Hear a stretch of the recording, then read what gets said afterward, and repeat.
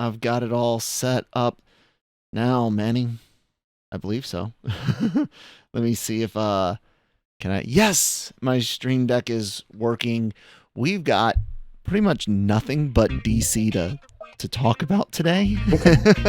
And man, do we have a lot to go over. So screw it. Welcome everybody to the usually daily cup of genre. Somebody decided to get sick and can't get over it, so we have it. No, I'm joking. There's a lot of things going on, but yeah, welcome to the show here on the Genreverse Podcast Network, wherever you get your podcast from, and of course the Genreverse YouTube channel. Hit subscribe, follow, leave some thumbs up and reviews and all that good stuff.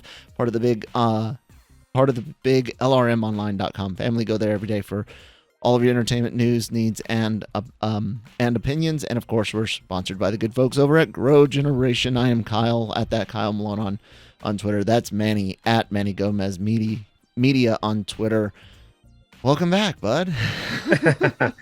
It's nice to be doing normal things again.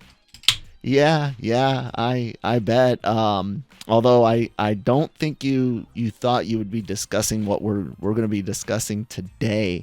Batgirl, a movie well into its production, looking to have been released on HBO Max next year, if I'm not mistaken. Yeah, it's in post-production.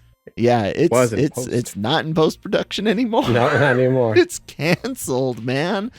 Yeah, apparently it's not that it's a bad movie, but apparently it did have poor test screenings. It really comes down to what new owners or not new owners, but new owners / new leadership for Warner Brothers Discovery, and they basically looked at it and said, you know, if it did suck, it wouldn't draw any subscribers and it might not make money back in theaters, so let's not release it and write it off as a loss and at least get tax benefits from it. Oh my god, man, what do you think about this Batgirl situation? It's a horrible precedent, and I understand kind of the business side of it. Mm-hmm. It does hurt though to see somebody's project that they've worked on for years be treated as zeros and ones, and instead of, you know, art as it is, whether you think it was good or bad, or whether it fits your direction or not. It's a really bad taste as far as what what some characters necessarily mean to the whole scope of things. Because I mean, just remember there was a time and a place when DC was really thriving, despite the fact that the movies necessarily weren't the greatest. I mean, yeah, we had Wonder Woman and Aquaman wasn't too bad. If you talk to Jammer, he's going to tell you that some of the some of those BVS directors thing was good. No, you're wrong, Janet. It wasn't terrible, but it wasn't great either. Yeah, but I mean, I think my thing is, you take a movie like this, and speculation is, Blue Beetle's not far behind, which makes me really sad. Justice League Dark and stuff like that. It really devalues what they really think of as a blockbuster character, and what they think of as worthy to be out in media. We just want the Batmans, the Supermans. What I think that they had been doing very well is giving us this wide range scope of characters, whether it was on the CW, whether it was on HBO, whether it was even sometimes on NBC or wherever they were releasing things. We had Supergirl, Constantine, Legends of Tomorrow, Flash, Swamp Thing, Doom Patrol, Titans. These and a lot of times my point is, these are characters that are never going to make the big screen. Yeah. And for a fan of DC Comics, for a fan of DC properties, it was nice to at least to be able to see them in some medium whatsoever. and now I feel Something's like better than nothing. yeah, and to some degree, some of the TV shows were pretty good. They did really well. I thought Swamp Thing was amazing, but that's when they had changed companies again, and then they decided that that's not the direction that they wanted to go. And I mean, they've sold what 2 or 3 times already in these last decade. So yeah, I mean, kind of sort of definitely a lot of shakeups. Yeah, a lot of shakeups. So many, and so like this kind of stuff is to be expected. And yeah, as fans, I think we have the right to be upset. But at the same time, what do you do? Like what are you? I get it. You have to, before you start a new Lego project, you have to deconstruct the other one unless you have room for it on your mantle, which obviously they don't. So it's a good way to put it. So it sucks. And I think it's just, I think a lot of the frustration with people, including me, is not necessarily the project particularly, which I mean, yes, there is, we want to see it, but also it just keeps happening to us, man. Yeah. I mean, meanwhile, on the other side of the pond, it's a well-oiled machine that the oil needs to probably be changed. But well, okay, like what I'm saying is that that they have direction. They know what they're doing for the next decade, which they're confident enough to let us all know.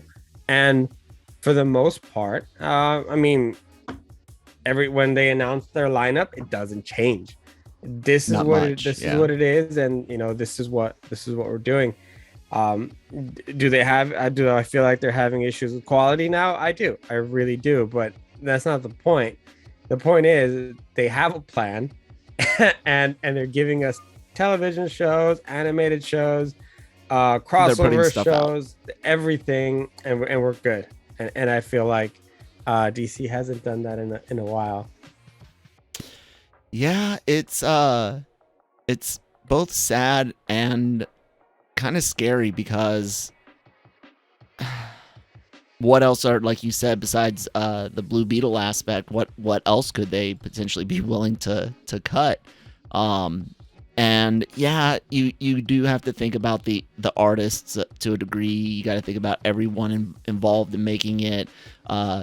Stars even that are looking to get a bigger break if they haven't already had a big break, And at the same time, though, you can't get those opportunities. You can't make those movies. You can't get that type of stuff out if you're not making money off of it, and you can't take losses. And I hear people online all the time saying, oh well, the execs don't need this big pay. I got that, but that's not going to change. You're not going to see any. It's like the same thing when people are like, oh, if not to get political, but for a similar argument, you raise taxes, companies pass that on to consumers, and people are like, well, the companies don't have to raise prices. You're right, they don't have to. Just like the Warner Brothers Discovery execs don't have to take a big paycheck.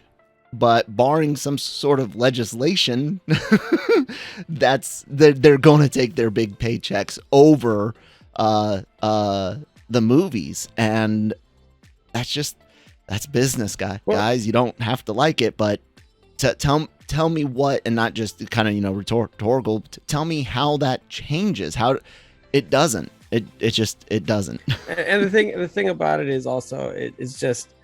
I get it. Like their paycheck has nothing to do with the budget that they have set for certain properties or for certain things. I mean, things were going to always have to go. Heck, once they bought each other, it was only a matter of time before we knew that those streaming services were going to come together. And it like, I hate thinking of it this way, but because it doesn't make me less upset, but it's just business. It's just, you gotta be also financially responsible to your stockholders and to everyone you have to answer to, because I'm sure they knew that this kind of backlash was going to happen, but they still have to make the decisions. And this is probably the reason why people like you and I don't run these these companies because we would say, screw it, we're gonna put it out, and then we would get a bill or something, or that, or we'll look at the quarterly sheet and go, oh yeah, that we probably shouldn't have done that. But I think now what the important thing is they really got to do is they got to give fans something as far as a plan, as far as some sort of direction, because I think that's what would calm a lot of people down, despite the fact that it's not going to change the fact that we're not going to have some projects that we were really looking forward to. I mean, hell, do you remember how kind of satisfied people were? I don't know if you ever saw it when Jeff Johns and Kevin Smith it went on the CW for like it was like a 30 45 minute special, and they were announcing movies and shows plans and everything, and it just felt you're excited because you're gonna finally see the Green Lantern Corps at some point. Individual characters are finally gonna get their spotlight, and everything, and none of it. I mean, none of it. I mean, it's insane to think how much they've fallen, because these are some of the most elite comic book characters and properties in the, like, how do you not know what to do with Superman? I was gonna say, I don't understand. When Superman is one of those interesting things, because last week we got word that Batfleck, who we thought was gonna potentially show up in person, but we knew that his suit and like at least a stunt double and his bike were on set of The Flash, but it was basically all but 100% said that would be the last appearance of Ben Affleck's Batman. But Aquaman Lost Kingdom, Aquaman 2, is gonna have the Batfleck in it, and that of course got a whole bunch of Zack Snyder fans kind of like, oh well, maybe it will come back. I don't think so, guys. I don't think the data really supports that's the money maker. But at the same time, I know a lot more people that are fans of Cavill's Supes than they are Affleck's Batman, and they're not doing anything with that. I keep reading more and more reports about how their focus is on big movies in the theaters, and I think basically if it can't make a big draw at the theater, I don't think they want it anymore. And there was a report from The Wrap, and Variety talked about it, and I'm actually bringing up a Looper article because they kind of talk about both. That HBO Max is going to have some massive layoffs, up to 70%, according to some reports, and they're saying that there's going to be a bigger line between scripted and unscripted.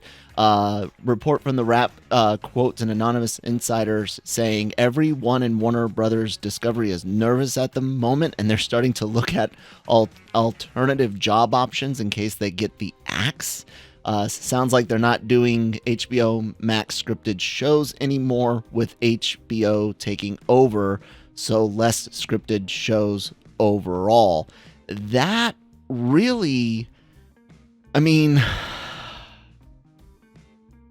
HBO Now had already existed, and that was to get people access to HBO material that had cut the cord.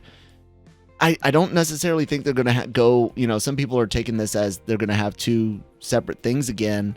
That doesn't make sense, and neither does ignoring the digital realm and saying, "Hey, no, you'll have to get a TV subscription for HBO." I don't think that's what they're saying, but I do think you're going to see less time, money, and effort put into the scripted shows. I think they might even be going to primarily as a back catalog, and after things air on HBO a week or two behind, like Hulu used to do something similar to that with some of their shows. It would air one day and pop up a day later or something like that. Ooh, that's what with everything. What's that? They do that now with everything. I thought like what we do in the shadows came out same day. Either way, it's either the same night or the next day that something like that. But I see them doing more things like that. Hi puppy. I see them doing more things like that than just cutting it all out. But I don't know, man. What do you think about that situation with the whole gutting HBO Max? I mean, there are a lot of redundancies and things, but still, it's kind of creepy, isn't it? Well, yeah, but what I've heard is really that HBO Max is going to cease to exist, really, and most of it is just actually going to go back to just HBO. Anything that's scripted and everything else will just go into that Discovery.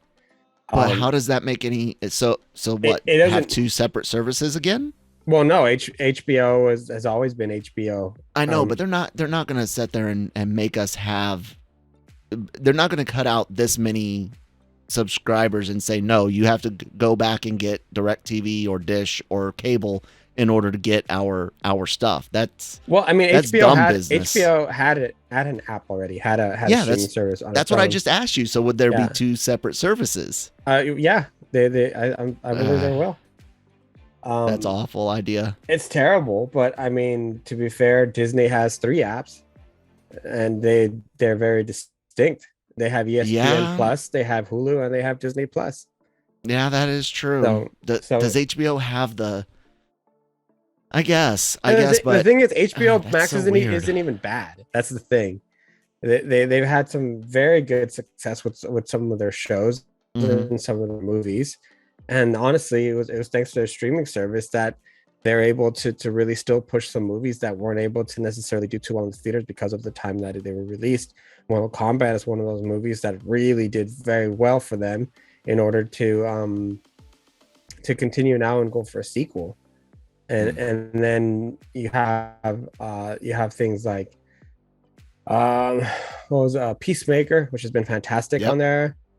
And I mean, you can go on and on about everybody has it seems like they've lately had more success than a Netflix if they didn't have Stranger Things. Yeah. So I mean, but then why even if there is some redundancy, wouldn't you just move a bunch of those people over into an office for the new or rebranded resplit I honestly don't know. I really wonder. Before we take the ad break, let me put it this way. Discovery is a TV company, and for a while, Warner Brothers has been under a telecom company. They're more flexible. They got their fingers in a whole bunch of different pies, trying different things. But Discovery is a more traditional television and entertainment industry, and I really think they're just looking at something I've always brought up, something you've talked about. Which is that, streaming services do not provide for movies, at least, and even TV, when you talk about like differences in ad revenue versus subscription revenue, they don't make as much money. I constantly tell people your family of 4 going to the theater will give that movie more money than your subscription service, which is one price for 4 people in the house. I think they're looking at it like that with so many of the different reports talking about movies and theater and could Batgirl work on theater or not. It all comes down to making money, and if you allow people the opportunity to wait for it to hit streaming, a lot of them will. And I think this is maybe that old school mentality coming in and saying, no, we need you guys to, you want this content, you got to pay for it.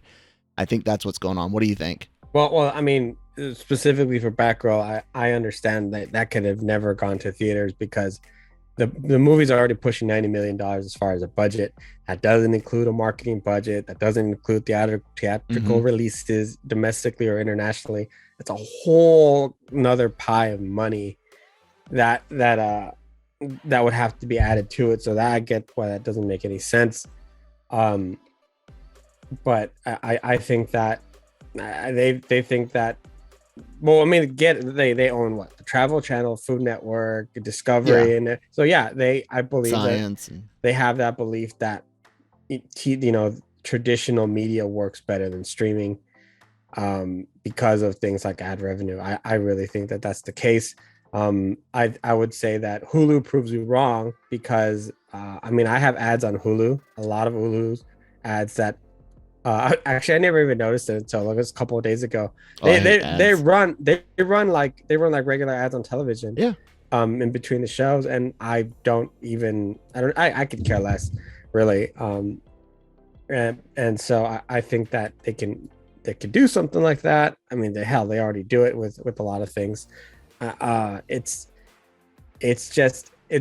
frustrating because it seems like DC keeps going into the hands of people that are not in the comic book movie making business or the comic book property holding business. Hell, we still hear they want to sell off the comic book line, like spin that out completely on its own. Well, here's the thing. I don't know if you've know. There's something that the hashtag show had pointed out yesterday.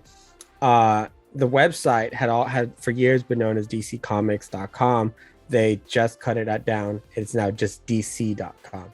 Really? Yeah. Crazy. And I think that's crap, because you wouldn't have any of those properties without the comics. I mean, even the Twitter page also, their handle still says comics, because I understand why you wouldn't change that, but their title is just DC. It's no longer DC Comics. And I mean, that's something that's been around for a long time. It just boggles my mind how unimportant some of these people think the comic books are, because where are you going to get your stories if not the pages of the comics? Infinity War is a comic. Secret Wars is a comic. I mean, I can just go on and on about different stories. Say what you want about BVS, but it was taken from like 2 or 3 different fantastic stories.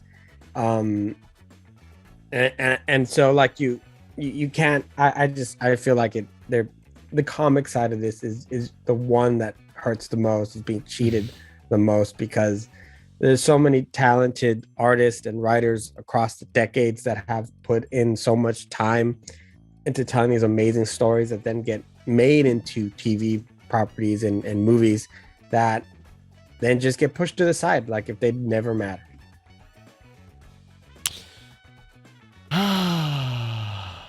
We'll see, man. We'll see. I know one thing we need to do. Take a quick word from our sponsors. Grow Generation, where the pros go to grow. Grow Generation offers the best deals and discounts on the best grow products on the market. Grow Generation serves customers across the nation and carries a wide inventory of renowned cultivation brands. Go to www.growgeneration.com, where the pros go to grow.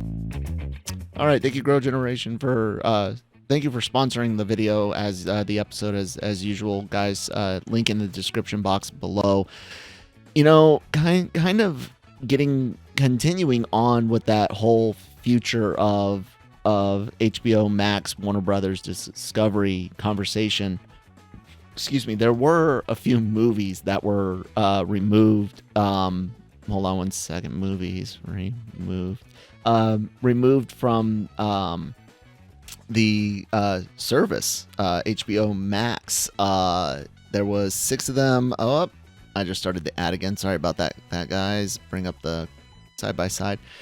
You know what? I completely forgot, and I knew this would be a hard for me to do, but we've actually got the nice individual windows. Like there's me only on screen, and there's Manny only on screen, but it's hard for me to do the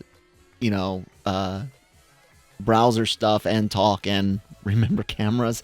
Anyways, so I needed to get that back up. There we go. Variety reported on this. It was noted on Reddit. Things like An American Pickle, remake of The Witches, Super Intelligence, all labeled as Max Originals, no longer on there. none of this removal was announced. Moonshot was removed after only 3 months. So it's who wrote this? Cam or you? You did. I did, yeah. Why aren't you talking about it, man? It's highly speculated that this could all be part of Warner Brothers taking things off to eliminate streaming content obligations. And yeah, that's kind of that whole idea. Like you said, maybe they're gonna have a new stream, bring back HBO Now or something like that. I don't know, man. Well, what do you think's going on with it? That in particular is not that big of a deal. It's just the way it was done. We watch properties get taken on. Oh yeah, it's not a big deal that they're taken off. It's like you said, the how. Yeah, it seems suspicious on what the motive is. Yeah, because they're all HBO original pieces. It's kind of like why are you doing it this way? And just the way some of those movies got taken off. And that actually makes a little bit more sense to me, as far as, all right, we're going to take these off, and now we can, in the sense, rent them out to other streaming services, as they do all the time with like Harry Potter. Lord of the Rings. Come on, everybody knows how annoying it is sometimes when you go on Netflix and try to watch something, and then it was like, there yesterday. It was there. Where is it? And it's like, oh, it's going to actually be on Peacock for the next 3 months, and you're like, oh, well, okay, whatever. Harry Potter was like that for, I don't even know if it's still like that, because it was on Peacock, then it's back on HBO Max, and back on Peacock, and it was just like, why? But it's because you kind of rent them out for a while. But yeah, there are streaming obligations that you have to pay in order to run certain things. So if you start taking away these things, then you don't have to pay them anymore. Yep. That makes a little bit more sense to me, because then you can take those properties and, like I said, rent them out, or have them on another streaming service for a while if need be. So yeah, it's strange. It's just strange to just start seeing these things be eliminated, and it'll be interesting to see what more gets eliminated, because the general feeling, and then so there's some numbers from different polls that have been taken, that as far as satisfaction goes, HBO Max is near the top. It's not like it's a bad streaming service that people don't like. People like People like HBO Max. They have a lot of good stuff on there, a lot of quality stuff on there. So just we're talking before the break, it kind of really doesn't make any sense why you would gut it up when it's doing so well. If any, unless, go ahead. I understand that you inherited a debt from the guys before, but that's not really the problem of HBO Max, is it? And I would argue you should take off some of the crap that you have on Discovery, because not some of it is it's not very good. And I really thought that these two would mesh very, very well, just because of the difference in content, right? You have your paranormal stuff, you have your cooking network stuff and HBO had even tried to do a couple of things like that with like Selena Gomez and stuff, which was kind of fun. But to just say like HBO Max is like, it would be like irrelevant, and we could just write it all off, or sell it off, however you want to call it. It just really doesn't make any sense. And it just, I can just see that people, in my opinion, are looking at it just zeros and ones, and really not anything else. Yeah, well, they there's two types of people in business, and you need both equally. You need the numbers people that they're cold-hearted, logical. It's not mean. It's just business. And you need that person to tell the other type of person, which is the one that thinks about relationships with the consumer, relationships with the creators, with the cast and crew in the case of entertainment, and manufacturing. You're talking about the relationship with your workers, and they need to talk to each other. The person with the emotions and the more personal investments needs to occasionally hear from the cold-hearted person, dude, if you do this, we can't continue to do all the other good stuff. Like, this one good thing has to go. It has to. Otherwise, we can't do 10 other good things. Unfortunately, sometimes, and especially like in the case of Bob Chapek over at Disney, you get a numbers guy talking, and that's never good. Trust me, as a numbers guy, it's not good for us to talk like that to the public. Yeah. What do you mean? You don't get it? We can't do this. Here's the numbers. I don't give a get out of here. No. Yeah, and then everybody goes, "You're fucking Disney." What do you mean you can't do that? But again, I'll point to like, well, yeah, they don't have to, but what's going to change it? Like, one, you're not in charge of Disney, so you can't fire anyone. Two, Disney's not democratically elected, so you can't vote anything out. Like, and no one's going to legislate Disney's, leadership. So again, like when people complain about it, it's like, where's the solution? Like, one of the biggest solutions is support what you like.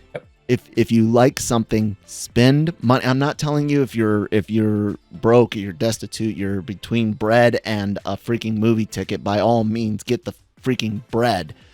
But in general, ladies and gentlemen, you have to pay to get things. It's not free to make stuff. That's just. See, I'm a numbers guy. Yeah, but the thing I would argue on behalf of DC fans is that they don't give us the opportunity to. That's true. Actually, that is true. Anything. Well, I mean, they did do some opportunities in the past, but you are right. They often get scared of their own projects. Yeah, they react so violently to Marvel, which always boggles my mind because it's not Marvel. It's so different. Just look at the Joker project, for example. It's so musical. It's so not the sequel. The one they already released. It's so different. It's so I mean, I'd argue Peacemaker too is the same way. It's so different than anything that they're doing on the other side that it's accepted, it's beloved, and even it's recognized. Like Joker, for example, has 2 Academy Awards. Because it's a lot more artistic, and for a minute they were really allowing their creative minds to really start creating, more than just your cookie cutter film like they do at Marvel, which I'm sorry, it's what it is, because you have to follow this certain plan to reach a certain point. You have to keep it all within a certain limitations. Which is fine. Cookies are delicious. Yeah, no, they're great. Until you've had too many, Marvel. Well, the thing is, and then you get projects greenlit like Eternals 2, and you're like, wait, what? Why? Like, nobody asked for that. Literally, nobody. And then, I mean, it's just funny. What makes me laugh is everyone. Everyone just kind of brings up the joke that we can't get Batgirl in any sort of medium, but yet we got Morbius in theater twice.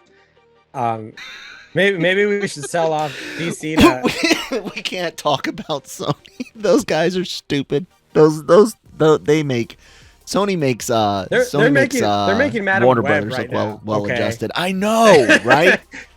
and with rumors that we're about to get yet another version of Peter Parker, but we'll see. I mean, it's just mind. It is a multiverse movie. It apparently. is interesting just to see how companies do things very, very differently, and it is. And it's while one is just really just thriving and just doing the same thing over and over again because it's working fine. McDonald's is the same thing. They're still selling burgers, and you can get mad at them all you want, but you're still going to go back. And then another company just can't figure it out. They're like the Long John Silvers of movie making. That's what WB is right now. It's because it keeps switching ownerships. Like, I mean, it's just and then I don't even know what to call Sony. They just I don't know, man. idiots, you guys. And I say that as a person that has the PS2, 3, 4, but I hate Sony Entertainment. So let me ask you one quick question. And I know it's a little off topic. We haven't talked in a while. Did you watch Resident Evil on Netflix? Series? No, I have not seen it yet. You've seen the memes. You've seen all the memes though, huh? No, actually, I have. It's been memed. Oh, woo! There's, man, it's just you know, I love Resident Evil so much. I love it so much, but I don't know what happened. Because it actually looked fairly promising versus the Raccoon City movie. It looked very promising. Yeah. Hell, the whole thing looks as far as I feel like graphics and everything goes for a Netflix series. I thought it looked great. When they started off and there's like a giant bug in the beginning, I was like, you know what, that looks pretty good. And then then they started talking and not talking, and it just got weird. Man. It got really weird. So that's awful. Yeah, I mean, that sucks. I just I don't know. I feel like I'm getting robbed of all of my favorite things. Maybe I should just watch anime, but then again, that's what you should. That's what you should absolutely do, man. Like that's why I don't watch a lot of live action stuff these days. Quite honestly, because so many things have turned into disappointments. Even shows that I was really into, recent seasons weren't necessarily the best, or because so many second, third, or fourth, whatever seasons have been bad, that even the ones that I haven't seen yet, I'm afraid. Like I haven't watched Umbrella Academy season 3, Lost in Space season 3, didn't finish Lock and Key season 2. I think that like I'm almost afraid to watch live action shit these days because so much of it has been disappointing or just straight up bad that I'm afraid. Like I just want my good memories, because as soon as I watch something, then that's it. It's canon. Like I can like Jammer always likes to talk about just enjoy a movie for what it is, like say the Last Jedi, because in his mind, even though it feels completely disconnected from everything else, considering what they did with Rise of Skywalker especially, I'm like, I can't ignore Rise of Skywalker. That exists. I saw it. It's freaking canon. It's there, right? The Last Jedi. But if I never watch anything, then a horrific movie. You can take out an entire piece of that movie and it's still the same movie. Yeah, absolutely. It was, and then that was I don't know, man, that was bad. I mean, out of the three, Force Awakens was acceptable, and then everything else just but it doesn't hold up. And with knowing that it's part of a trilogy, and that's the thing, is it's just like the Marvel Phase 4 stuff. It's part of this universe. If it doesn't fit well, if it doesn't connect well, it doesn't matter how much you might enjoy the part. It belongs to a whole. You know, this isn't the past where it was like you could judge, you know, Spider-Man movies by themselves, the X-Men movies by themselves, you know, only to each other, because it was two different studios, two different universes. They weren't connected. But Star Wars is completely different. If the pieces aren't fitting together well, it hurts everything else, because you know where that story is going, or where it came from. And remember, once upon a time they were supposed to be getting away from the Skywalker saga. Yeah. And a long time ago. Yeah. In a galaxy far away. They discussed doing that. And they never did. They to this day have not left the Skywalker saga. And maybe I don't think they ever will. But next time, there's decades of shows that I can't. And I hope I'm wrong, but Rogue Squadron is not going to be good. I honestly think that I can't say, but I'm scared shitless, because Patty Jenkins is not a good filmmaker. By her own words, she said She did not have as much control or influence on Wonder Woman 1. She said the studio, Snyder, they had a lot more to do with it. John's had a lot to do with 1, but number too, 2, she said Wonder Woman 84. She said that was her baby. She claims everything. They let her do whatever she wants. Those are her. I'm paraphrasing, but she's on record saying that she had control. She made choices. That is her movie. That's why there's 2 full-length intros to that movie. And when she said that after I had seen 84, I went, oh my God, don't let her make Rogue Squadron. Anyways, guys, that's going to do it for today's show. Head over to lrmonline.com every day for all of your entertainment news, needs, and opinions. We have celebrity interviews from over at the LRM YouTube channel, so subscribe there as well to the Genreverse channel. All of our written reports and opinions on news. We've got reviews, leaks, rumors, all sorts of stuff going up. The podcast, you can click on those wonderful icons there, or you can go to your favorite podcast app to get great shows like Marvel Multiverse Mayhem, which does Marvel news, rumors, and reviews. Star Wars news, rumors, and reviews are on the Cantina. We have Anime-Versal Reviews, as well as Breaking Geek Radio, which is kind of like a long form of this news of the week and discussions, and but they talk forever. It's a lot of fun though. I produce the show. Watch it. All of the podcasts go up on the YouTube channel, as well as the Genre Shot trailer reactions. And do all that. Like, share, subscribe. We've got social media information on the screen if you're watching us, or in the description boxes below. Manny, anything else you want to say? No, I think I talked too much. Hopefully next time I can remember to use the fancy camera 2 button, as I like to call it. All right, guys, we'll talk to you next time. Bye.